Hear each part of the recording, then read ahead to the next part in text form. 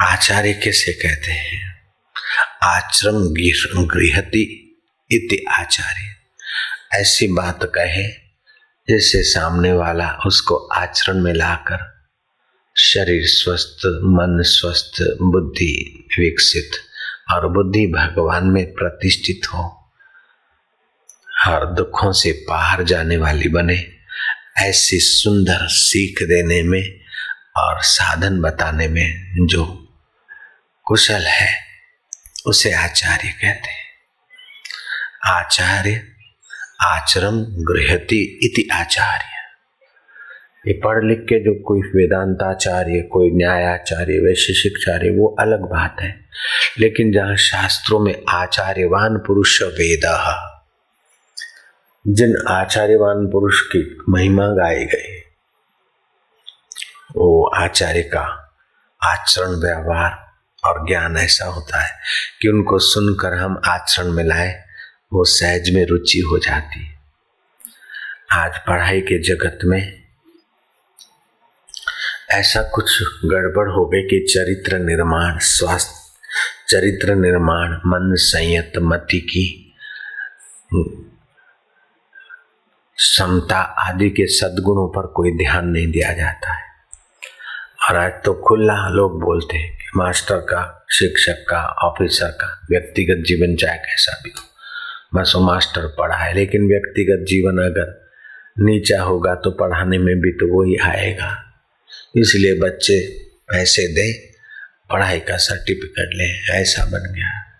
बच्चों में माँ बाप का आदर नहीं रहा, बच्चों में संयम नहीं रहा, बच्चों में सच्चाई नहीं रही। विद्यार्थी ऑफिसर बनते, बड़ी पोस्ट में जाते, पगार की तो आवश्यकता मानते, लेकिन कर्तव्य निष्ठा नहीं हुई। अधिकार की इच्छा रखते, लेकिन कर्तव्य में लापरवाही कर देते। इसलिए सारी मानवता नीचे गिर रही है। नहीं तो भारत में देवता लोग, देवताओं का राजा इंद्र भारत में पैदा हुए ऋषभ देव के लिए अपनी कन्या अर्पण करने को देवेंद्र आता है। युवराज ऋषभ देव को 33 करोड़ देवताओं के स्वामी इंद्र ने अपनी कन्या जयंती अर्पित की। भारत के राजे महाराजाओं से इंद्र कभी मदद मांगते हैं। रघु राजा और दूसरे राजा स्वर्ग में गए। 5 पांडव में से अर्जुन स्वर्ग में गया और वहां दिव्यास्त्र आदि की विद्या विशेष पाई। ये शास्त्रों की बात आजकल एक कथा रह गई। आदमी की योग्यता इतनी नीचे गिर गई। यहाँ की तो क्या ललनाएं और सुंदरियां होगी पिक्चर की। स्वर्ग की उर्वशी अर्जुन को आमंत्रित करती है संसार विकार भोगने को। अर्जुन ना बोलता है। उसने बहुत नाज नखरे किए। अर्जुन ने कहा नहीं, मैं अपनी कमर, अपना संयम, अपना सदाचार नहीं तोड़ूंगा। जिसके जीवन में सदाचार नहीं, उसका जीवन तो फिर मशीन जैसा हो जाएगा। सत आचरण, सदाचार। उर्वशी ने कहा नहीं तो मैं तुम्हें श्राप दूंगी। मुझे श्राप स्वीकार है, लेकिन मैं अपना कमर तोड़ने का कुकर्म नहीं करूंगा। उर्वशी ने श्राप दिया कि 1 वर्ष तक तुम हिजड़े रहोगे। तो राजा के यहाँ 1 वर्ष तक ऐसे ही रहे। राम महाभारत की सीरियल देखी होगी तुम। इतना संयम का महात्मा है। आचार्य एक तो है डिग्री वाले, ये न्यायाचार्य, वैशेषिक दर्शन के आचार्य, ये षड दर्शन के आचार्य, ये स्कूल के प्राध्यापक आचार्य। वो सर्टिफिकेट वाले आचार्य की बात नहीं है। यहाँ तो उन महापुरुष रूपी आचार्यों की महिमा है। आचार्यवान पुरुष वेद, जो महान जानकार ये वेद की, वो उनकी अलग अलग व्याख्या करे और ऐसे ढंग से करे कि आम आदमी उस व्याख्या को, उनके उठ बैठ चाल ढाल को व्यवहार में उतार के अपना भला कर सके। तो हो गया सत्संग। सर्टिफिकेट वाले आचार्य नौकरी करते हैं, लेकिन ये संत रूपी आचार्य नौकरी नहीं करते। वे तो जीवात्मा को परम गति देने का दान करते हैं, पैसे लेकर उनकी सेवा नहीं करते हैं। फिर भी समाज के लोग निगुणे हम न रह जाएं तो सामान्य पढ़ाई लिखाई और सामान्य चीजों से जो लाभ होता है तो कुछ दिए बिना मन नहीं मानता। किसी ने पानी का एक प्याला पिलाया तो भी उसे धन्यवाद देते। तो जिसने भगवत अमृत पिलाया उनसे हम उऋण हो, कृतज्ञ न हो, उनके चरणों में कुछ धरा, तन मन धन से कुछ सेवा की, ऐसे अपना हृदय शुद्ध हुआ, औदार्य सुख बढ़ा और वस्तुओं की ममता घटी। आदि भौतिक वस्तुओं का उपयोग करके हमने आध्यात्मिक लाभ लिया, बाहर की चीजें अर्पण करके आध्यात्मिक प्रसाद पाया, तो बड़ा ऊंचा सौदा है।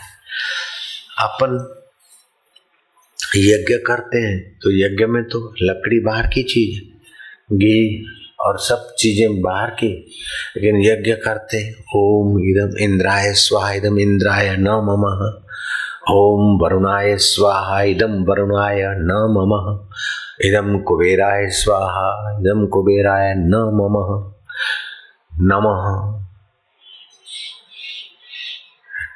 हम करते ओ नमः श्रीम ओम स्वाहा, ये भी नमस्कार है। और नमः ओम नमो भगवते वास, नमः का अर्थ है न मम इति नमः, ये मेरा नहीं है, शरीर मेरा नहीं है, वासुदेव सब में बस है, उसी का हरि वासुदेव। ओम नमो भगवते वासुदेव, ओम नमः शिवाय, न मम, ये देह मेरा नहीं, शिव का है, आत्मा का है, परमेश्वर का है। तो ये ममता हटाने के मंत्र और परमात्मा में स्थित होने के मंत्र, और ये मंत्र किसी जैसे कोई धर्म किसी पैगंबर ने चलाया, कोई धर्म किसी ईश्वर के पुत्र के जाने के बाद 400 साल के बाद नेताओं ने, राजकारणियों ने बनाया रिलीजियस, और फिर उन्हीं में लोगों को धर्मांतरित करते हैं। तो भारत और विदेश, भारत और क्रिश्चियनिटी के धर्म में ये फर्क है कि भारतीय संस्कृति का धर्म किसी व्यक्ति ने, किसी नेता ने, किसी संत महात्मा आचार्य ने, ऋषि मुनि ने नहीं बनाया, यहाँ तक कि श्री कृष्ण और राम ने भी नहीं बनाया, अपितु भगवान राम और कृष्ण भी सनातन धर्म में प्रकट हुए थे। राम और श्री कृष्ण और श्री राम आए उसके पहले सनातन धर्म की व्यवस्था थी। ऐसा यज्ञ करोगे इस प्रकार से, फलाने ऋषि हैं वो करवाएंगे तो उनके संकल्प से आपका यज्ञ फलित होगा। यज्ञ पुरुष खीर ले आएगा और वो खीर रानियों को देना तो तेजस्वी भगवत स्वरूप अवतरित होंगे। तो उसके पहले था ना, राम जी के पहले था ना धर्म की व्यवस्था, यज्ञ याग विधि विधान। राम जी के आए 1 करोड़ और कई लाख वर्ष हो गए, 42,32,000 वर्ष की एक चतुर्युगी होती है, 4,32,000 वर्ष का कलयुग, उससे दुगना, दूसरा, तिगना, तीसरा और सतयुग 4 गुना होता है। तो 42 लाख 25वीं चतुर्युगी में 71 चतुर्युगी बीतती है, तब एक मनवंतर होता है। श्री राम का अवतार 25वीं चतुर्युगी में हुआ और ये 28वीं चल रही है। तो कितना ऊंचा। बाकी के दुनिया के धर्म और लोग बोलते 5,000 वर्ष से सृष्टि चल रही, कोई बोलते 1250 वर्ष से सृष्टि है, 1250 वर्ष का कलयुग, 1250 का अभी है, बस भूकंप आने वाला है, भूकंप नहीं महाप्रलय आने वाला है, जो हमारे रिलीजियस में आ जाएगा वो बचेगा, बाकी सब मर जाएंगे। कैसी बेवकूफ़ी के पंथ। फिर भी भारत विशाल है, पनप रहे हैं, सब चल रहे हैं, कोई बात नहीं, जिसको जैसा मानना है मानो, कुछ भी करके अपना कुछ न कुछ भला करो, संयम से, विकारों से बच के अपना शांति पाओ। गुरु के सन्मुख जाए के सहे कसोटी दुख, कह कबीर वार दुख पर कोटि वार सुख। 40 दिन इंतजार किया, फिर तो गुरु जी के दर्शन हुए। 40 दिन रोज सुबह शाम देखते, झाड़ू बुहारी करते, गुरु जी के छोटे मोटे बगीचे को पानी देते हैं, अभी आए, आ जाएंगे आ जाएंगे, और 40 दिन के बाद मिले तभी भी सौदा सस्ता। ये गुरु लोग हंसते खेलते ऐसी चीज देते कि करोड़ों जन्मों में करोड़ों पिता माता बंधु सखा कोई नहीं दे पाया। गुरु लोग को ऐसा ज्ञान वैसा प्रसाद दे देते। तो उनके ऋण से उऋण होने के लिए अगर गुरु पूनम के निमित्त या और कोई निमित्त मत्था नहीं टेका तो फिर उनका ज्ञान पचेगा भी कब, उनकी कृपा हजम भी कैसे। इसलिए बड़े बड़े लोग अपने अपने सतगुरु के यहाँ जाते हैं। आप कयामत के बाद फिर यहाँ कुछ संस्था चली हिंदुस्तान में। 1950 में प्रलय होगा, 57 में होगा, फिर 62 में होगा, फिर 80 में होगा, 85 में होगा, 90 में होगा। अब बोले 2000 में प्रलय हो जाएगा। अब 2000 भी गया और उनका बाप 2001 भी गया, चल रहा है, कोई प्रलय नहीं हुआ। तो चतुर्युगियां बीतती है इतनी सारी, तब ब्रह्मा जी का एक दिन होता है, तो कल्प अंतर होता है, कल्प बदलता है। 42,32,000 वर्ष एक चतुर्युगी, ऐसी 71 चतुर्युगी बीतती है तो एक मनवंतर होता है, और ऐसे 14 मनवंतर बीतते हैं तो ब्रह्मा जी का एक दिन बनता है। ऐसे ब्रह्मा जी 100 साल जीते हैं। इस समय ब्रह्मा जी 50 वर्ष और एक दिन, आधा दिन से भी कम अवस्था में है। ब्रह्मलोक का टाइम अलग होता है। जैसे तुम्हारा एक सप्ताह और बैक्टीरियाओं के लिए कई पीढ़ियां हो जाती है। एक सप्ताह में तो कई बैक्टीरियाओं की पीढ़ियां बदल जाती। तुम्हारा एक दिन बैक्टीरियाओं के 2-3 पीढ़ियां बदल जाती होगी बाला। तो तुम्हारे समय तुम बैक्टीरियाओं के ब्रह्मा जी देवता, जैसे तुम्हारा समय एक साल में बैक्टीरियाओं की तो हजारों पीढ़ियां बदल गई, ऐसे ही ब्रह्मा जी के एक दिन में तुम्हारी हमारी हजारों लाखों पीढ़ियां बदल जाए। तो ब्रह्मा जी की सृष्टि में आप बैक्टीरिया जैसे। किसी ने मेरे से पूछा, बापू जी भगवान सर्वत्र है? मैं क्यों, क्या शंका है? बोले हाँ सर्वत्र, मैं सर्वत्र। बापू जी फिर बोलते हृदय में, क्या हृदय में विशेष उनका अनुभव होता है? तो डॉक्टर थे, पति पत्नी उनके मित्र, तो बड़े भगत थे, लालजी महाराज के शिष्य भगत थे।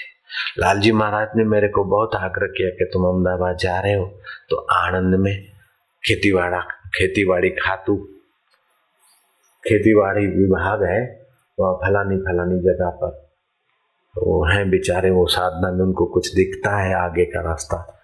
मेरे से पूछते हैं लेकिन मेरा योग किया हुआ नहीं, तुम जरा उनको देखते जाना। तो मैं उस जगह से जाके जहाँ एड्रेस बताई वहाँ गाड़ी खड़ी रखी, तो घर में से एक माई दौड़ के आई, पैर पकड़ा। मैं क्या तुम पहचानती नहीं? बोले रात को स्वप्न आया, ऐसा ऐसा रूप दिखा, तो आपको भगवान ने भेजा है। मैं क्या तुम्हारे भगवान लालजी महाराज ने भेजा। फिर तो फोन करके सारे पढ़े लिखे डॉक्टर, तो सवाल जवाब हुए उनकी साधना के प्रश्नों के उत्तर। तो एक प्रश्न ये लाया कि बापूजी भगवान बधाना हृदय में रहे छे? मैं कीधुं हाँ। ईश्वरो सर्वभूतानां हृदय से अर्जुन तिष्ठति। बापूजी तमे एमां मानो छो? मैं क्या मैं नहीं मानू तो भी वो रहते हैं, मैं बोलूं नहीं रहते तभी भी रहते। तो एक दूसरे को देखने लगे और थोड़ा हंसने भी लगे। मैं क्या हंसो छो? बोले बापू हार्ट स्पेशलिस्ट छे आपे, हार्ट ना ऑपरेशन हमने बहुत सक्सेस। और हार्ट के पेशेंट आते तो हम सभी साधक जाते माइक्रोस्कोप लेके कि कहीं भगवान दिख जाए, दिखता नहीं है। मैं क्या भले मानुस, अगर माइक्रोस्कोप से या किसी आदमी का हृदय चीर के भगवान दिखते तो एक आदमी को पकड़ के चीर के सारे लोग भगवान को देख के मुक्त हो जाते। ऐसा नहीं है। इसीलिए साधन भजन करके अपने हृदय में सनातन सत्य की समझ लानी पड़ती है। बुद्धि सात्विक करनी पड़ती है, फिर भगवान हृदय में है, उसका अनुभव होता है। भगवान ज्योति स्वरूप है, ज्ञान स्वरूप है।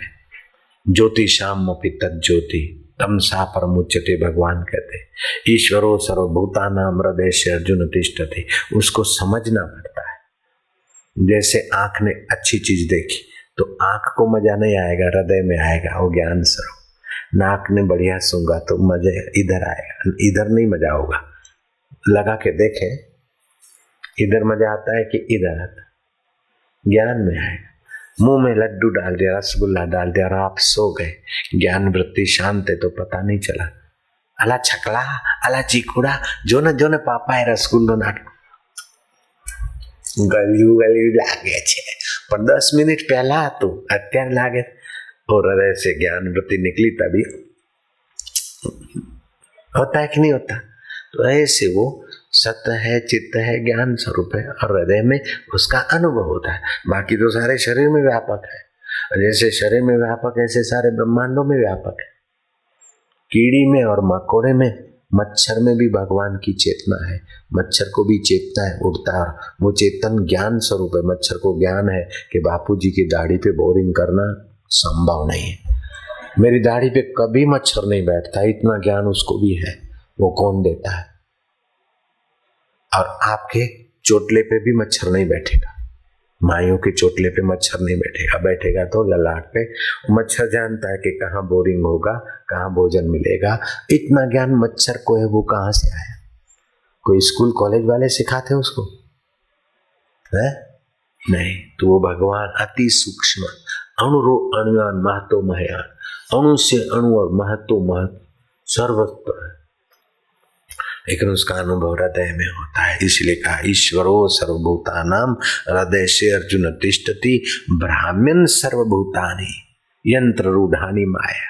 जैसे जिस यंत्र पे, गाड़ी में, स्कूटर में, साइकिल पे, जहाज पे, जिस पे तुम चढ़े, ट्रेन में, वो ट्रेन जहाँ जाती वहीं आप चले जाते। ऐसे आप जैसे विचारों में अपने को बिठा देते, जैसी वास्तव में वहीं आप भागते फिरते, लेकिन सत्ता वहां की लेते। तो अब क्या करो, उन विचारों से थोड़ा हटके जहां से सत्ता आती वहां बैठना सीखो। हरि ओम।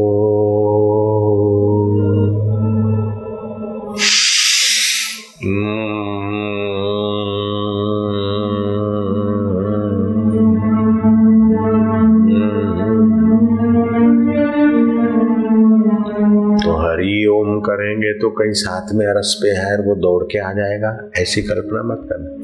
ओम ओम तो खुश हो जाएगा, नहीं तुम्हारी और वृत्तियां हटेगी और उसका स्वाभाविक ध्वनि जो ओमकार है, तुम्हारा मन उससे जुड़ेगा, तुम उसके निकट जाओगे।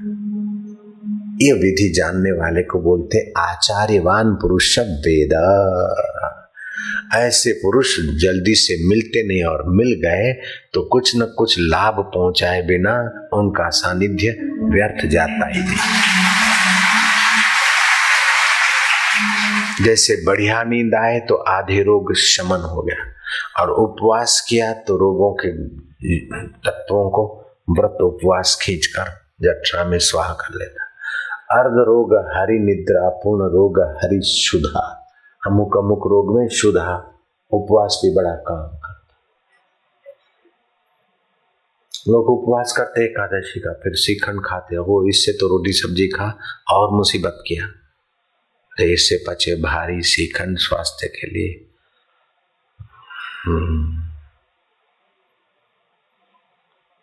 उपवास किया एकादशी और 12 को साकर या लाडू को है, एकदम गाड़ी बंद और फिर स्टार्ट करके चौथी गियर में रखी तो डबुक डबुक रुक मन। उपवास रखा तो फिर हल्का भोजन करना चाहिए। 2 दिन का 3 दिन का उपवास है तो मूंग का पानी 1 दिन 2 दिन, फिर मूंग का थोड़ा रगड़ा, फिर मूंग, फिर खिचड़ी, फिर रोटी। 1 दिन का उपवास है तो हल्का फुल्का भोजन करे। 1 दिन उपवास और दूसरे दिन कसर निकाल दे, बटाका बड़ा खाता है, वायु दुखे से हजी बटाका खाओ। बटाका वायु करता है, वायु की तकलीफ वाला बटाका नहीं खाए, कम खाए। सरगवा की सींगे खाए। अब सरगवा की सींगों ने मेरे को नहीं बोला कि बापू आप कथा में हमारी महिमा करना, लेकिन उनसे आपको लाभ होता है तो मेरे को आ जाती है। કે બાપુ આવી કથા ક્યાંય નથી મળતી ખરેખર.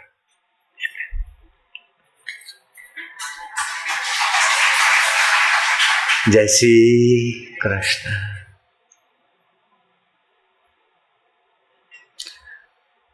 देखो संसार की सफलता की कुंजियां क्या है?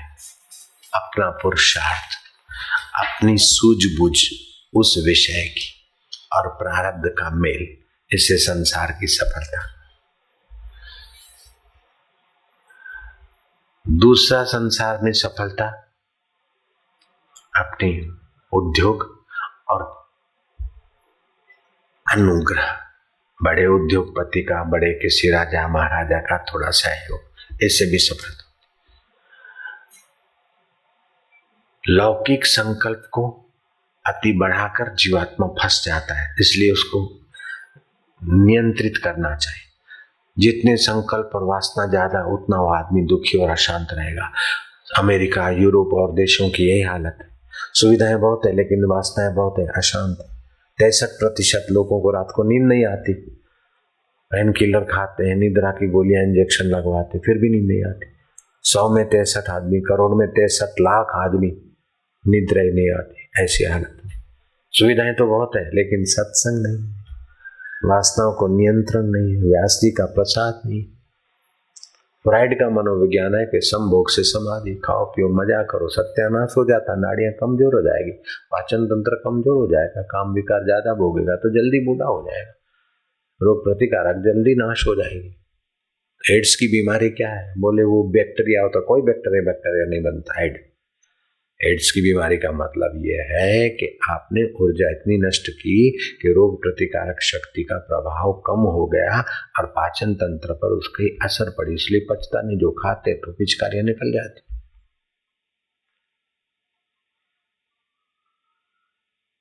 नहीं तो राजाओं को तो सैकड़ों रानियां थी और एड्स नहीं होता था कि गुरु लोग जानते थे शास्त्र. उनके जो गुरु मतलब आयुर्वेदिक लोग जानते थे, फलानी भस्म फलाना ढींगना ठींगना. तो राजा लोग संयम भी रखते थे, 25 साल तक का ब्रह्मचर्य रखते थे, एकदम कच्चे जीवन में नहीं भोगते. और जो करते थे तो पांडु जैसों को पांडु रोग हो गया और मर गए, दमा हो गया, अस्थमा हो गया, मर गए. ऐसा भी तो आता है. ऐसा थोड़ी भोगा और सब ऐसे कैसे अट्टे कट्टे रहते हैं, ऐसा नहीं है. वासना नियंत्रित होनी चाहिए. तो वासना को नियंत्रित करने के लिए धर्म का अनुष्ठान, जैसे अष्टमी को, पूनम को, अमुक तिथि को संसार व्यवहार करने से ऊर्जा ज्यादा नाश होती. अब उनको तो पूनम और अष्टमी कुछ नहीं, लवर लवरी मिले तो दे सत्यानाश प्रोग्राम, तो फिर हो गया हेड्स. अब हिंदुस्तान में भी ऐसे ही लोगों को होता है. कोई हमारे सत्संगियों को किसी को एड्स थोड़े होता है. हमें तो वो बात कहनी है कि सर्वांगी सामने वाले का, छोटे से छोटा हो, बड़े से बड़ा हो, कुछ न कुछ वचनों से उसको मिल जाए. पहले आया था उसकी अपेक्षा उसका ज्ञान बढ़े, उसका पुण्य बढ़े, उसकी शांति बढ़े, उसकी बुद्धि बढ़े, उसकी मन की प्रसन्नता बढ़े. हम तो चाहते हैं कि ऐसा बढ़े कि भगवान कह दे कि तेरी क्या मर्जी है. खुद ही को कर बुलंद इतना, खुद ही को कर बुलंद इतना कि हर तकदीर से पहले खुदा तुझसे पूछे कि बंदा तेरी रजा क्या है. राम देख गए कि पिताजी बोल नहीं सकते लेकिन वचन दे बैठे. राम अपने आप, भगवान खुद अपने आप चले गए वन में. ऐसी योग्यता छुपी है, खुदा की खुदाई कोई नहीं जानता, आसमान के तारे कोई नहीं जानता. भी कयामत होने वाली है, बस इसी का नाम सत्संग है. अरे सत्य स्वरूप ईश्वर की प्रीति, ईश्वर का ध्यान और मंत्र उच्चारण करते हो तो आपके स्थूल शरीर में पांचों शरीर में उसके वाइब्रेशन आते हैं और आपकी आत्मा की चेतना का विकास होता है. वातावरण में जब जप करते एक साथ तो तुमुल ध्वनि पैदा होती है. तुमुल ध्वनि में कोई भी आ जाए, नास्तिक, निगुरा, सगुरा, पापी, ओ सब लोगों के बीच अगर कीर्तन भजन में वो बैठ गया तो तुमुल ध्वनि के वाइब्रेशन उसके मन को भी पवित्र करेंगे, उसके पाप नाश करेंगे. ऐसा कुछ करो. सामूहिक जब हरि नाम लेते ना तो तुमुल ध्वनि बनते वाइब्रेशन. जैसा तैसा ऐरा गहरा नत्थु खैरा ऑडिट करने को आया हो, बाहर गालियां देता हो, निंदा करने को और कुछ पॉइंट खोजने को आया, वो भी इस वातावरण में कुछ न कुछ बेचारा अपना पाप मिटा जाए, कुछ न कुछ पुण्य ले जाए, ऐसा हमारा नजर रहता है।